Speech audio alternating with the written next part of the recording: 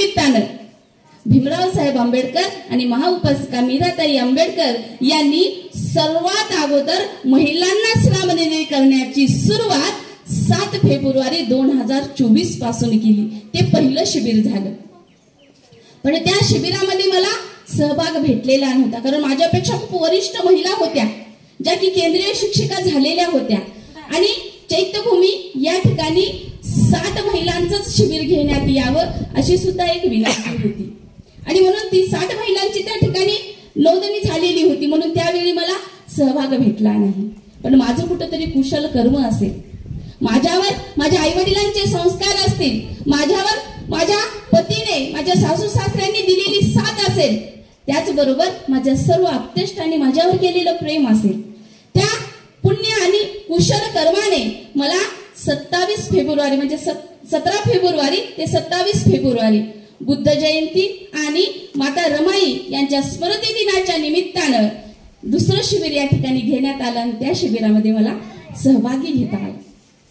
मग ते शिबिर घेण्यासाठी आपल्याला काय केलं पाहिजे हे अगोदरच आम्हाला नियम घालून दिले होते.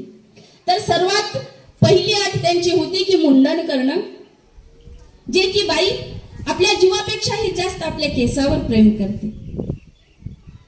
आणि दुसरी गोष्ट म्हणजे 10 दिवस आपल्या परिवारापासून अलिप्त राहणं, आपल्या परिवाराशी कोणताही कॉन्टॅक्ट न साधणं.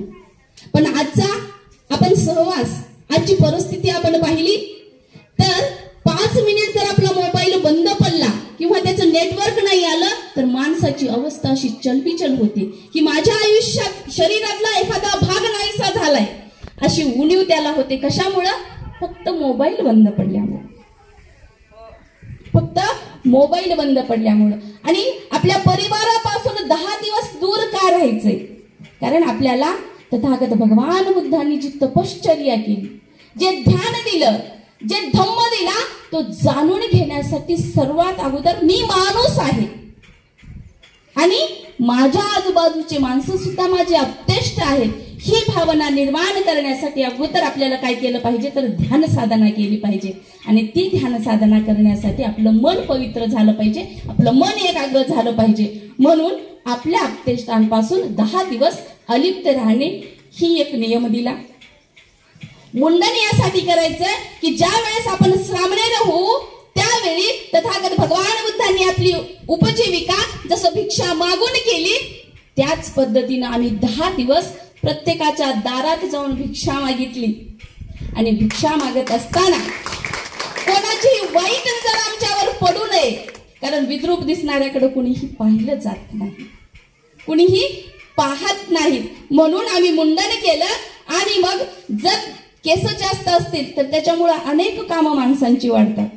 केस जास्त असले की डोकं धुवावं लागतं, डोकं धुतलं की पुसावं लागतं, त्याला वाळवावं लागतं, त्याला तेल लावावं लागतं, पुन्हा भांग पाडावा लागतो. आणि यासाठी बराचसा काळ खर्ची जातो. आणि आमच्याकडे अवधीच किती होता? फक्त 10 दिवसाचा. आणि त्या 10 दिवसातले केवळ ते केस विंचरण्यासाठी किंवा केसाची निगा राखण्यासाठी जवळजवळ एका दिवसातून 2 ते 3 तास जर काढले तर 30 तास बाजूला काढले तर आम्हाला वेळच किती भेटणार होता. त्यासाठी आम्हाला मुंडन करण्याचा अधिकार किंवा एक नियम आम्हाला घालून दिलेला होता.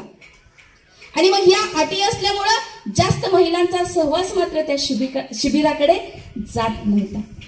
आणि मग त्याग देण्याची भूमिका ज्याच्या मनामध्ये आहे त्यालाच खऱ्या अर्थाने धम्म कळाला, त्यालाच खऱ्या अर्थाने धम्म कळाला. आणि हा निर्णय घेण्यासाठी 15 दिवस आमच्या घरामध्ये चर्चा चालू राहिली, घ्यावं का नको, घ्यावं का नको.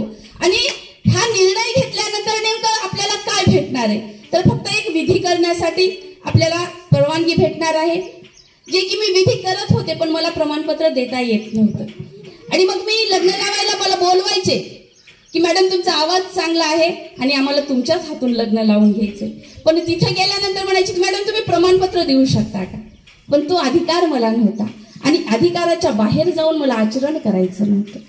आणि म्हणून मी घरच्यांना विनंती केली की फक्त 10 दिवसाचा प्रश्न आहे, 10 दिवस तुमचा आमचा संबंध जर नाही जुटला किंवा कॉन्टॅक्ट नाही झाला तर काहीच नुकसान होणार नाही. मुंडन जर केलं तर 3 महिन्यानंतर लगेच केस येतात. एक फक्त 2 ते 3 महिने मी विद्रूप दिसेल, पण माझ्यातलं आचरण तुमच्यापासून दूर जाणार नाही. म्हणजे त्यांचा या बाबतीकडे, या गोष्टीकडे मन वळवण्याचा प्रयत्न केला, पण मी कधीच रुसले नाही की मला तिथे जाऊ देत नाही. मी कधीही त्यांच्यावर रागावले नाही की तुम्ही मला तिथं नाही जाऊ दिले तर मी असं करेन, असंही कधी बोलले नाही. का तर मला त्या अगोदर धम्माची चाहूल लागली होती आणि सांगितलं की जी गोष्ट आपण प्रेमाने जिंकू शकतो त्या ठिकाणी राग द्वेष कधीही आणायचा नसतो. आणि ती गोष्ट मी शिकली होती आणि कदाचित ती गोष्ट माझ्या घरच्यांना सुद्धा पटली. स्वतःहून माझ्या सासूबाई म्हणाल्या की तू जा आणि ते प्रमाणपत्र घेण्याचा अधिकार मिळव. कारण त्यांच्या समोर सुद्धा काही लोकांनी माझ्यावर टीका सुद्धा केली की ही काही बौद्धाचार्य आहे का, हिच्याकडनं तुम्ही विधी करून घेतला. आणि त्या प्रश्नाचं उत्तर कुठंतरी त्यांना द्यावंसं वाटत असेल म्हणून त्यांनी मला परवानगी दिली आणि परवानगी भेटली. तिथं जायचं फिक्सही झालं, मी तिथली फीसही भरली.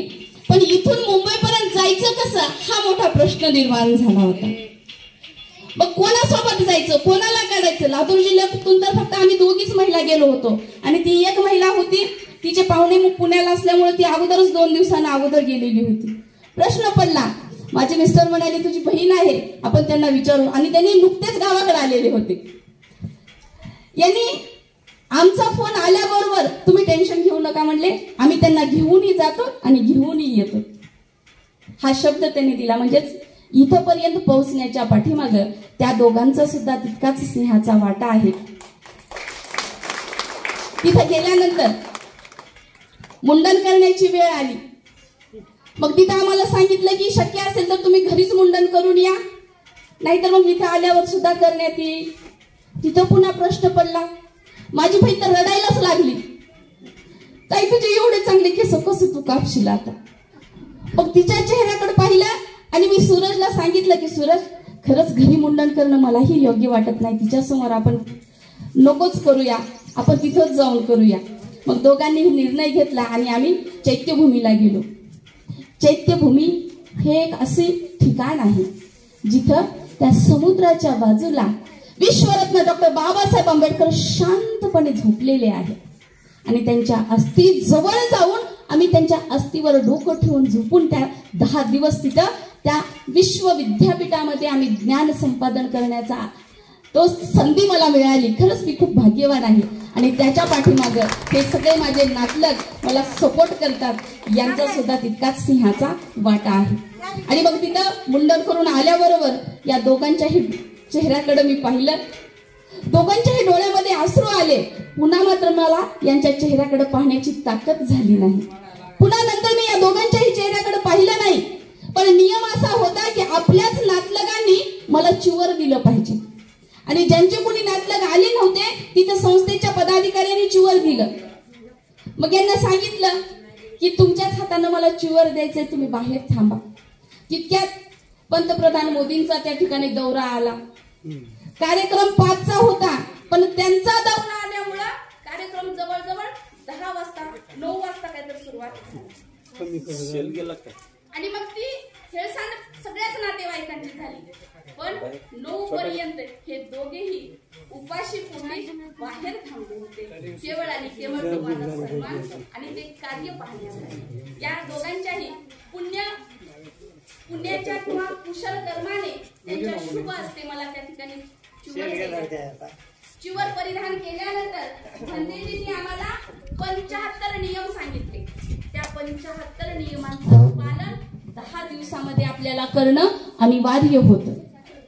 मग ते 75 नियम अनेक आहेत, त्यातले मी मोजके तुम्हाला या ठिकाणी सांगण्याचा प्रयत्न करते. पहिला नियम असा होता की ते चिवर परिधान केल्यानंतर दुसऱ्या कोणत्याही कपड्याला स्पर्श करायचा नाही किंवा दुसरे कोणतेही कपडे घालायचे नाही. आपल्या नातलगापासून तर 10 दिवस अलिप्त राहायचे. पहाटे 5 वाजता आपल्या स्नान करून तयार झालं पाहिजे. 5 ते 6 ध्यान साधना केली पाहिजे. आणि ती ध्यान साधना कशी करायची, तिथं उपस्थित असलेल्या ज्ञानबोधी भंतेजी आणि आमच्या संगनायिका स्वातीताई यांनी शिकवलेलं होतं. त्यांचं प्रवचित नाम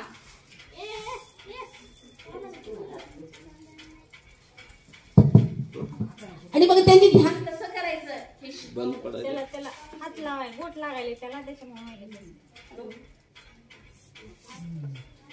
आणि शिकवल्यानंतर आम्हाला 7 ते 8 पूजापाठ पूर्ण विधी तिथं शिकवला गेला आणि ते मुखपाठच झाला पाहिजे असा नियम सुद्धा आम्हाला 7 ते 8 पूजापाठ झाल्यानंतर 8 ते 9 या वेळेतच आम्हाला नाश्ता आणि चहा द्यायचा.